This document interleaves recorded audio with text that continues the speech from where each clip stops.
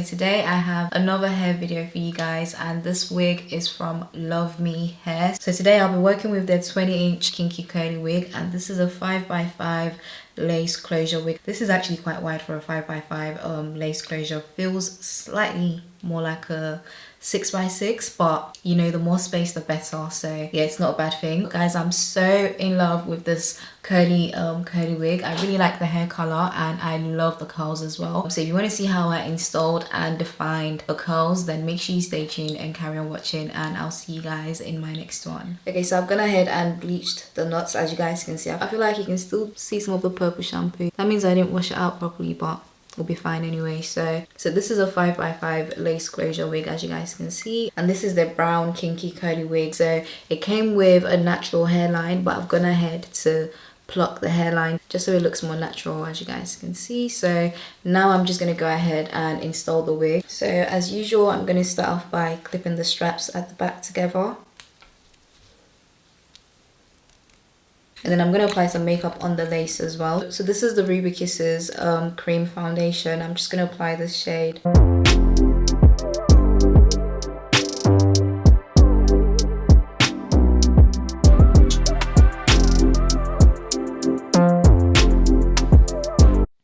Guys, this wig, the hair color, I've never actually had a colored curly wig, have I? I don't think I have, but yeah, this hair color is really nice. So I'm just gonna go ahead and install the wig, and you guys can see how good the lace looks as well. I did go ahead and bleach the knots just to make it lighter, and just so you know, it looks more natural and it blends in. I could have left it the way it was because the hair color is brown, but I just said let me bleach the knots so it looks more natural, and it definitely does. The hairline looks really good as well, so I'm just gonna go ahead and install this.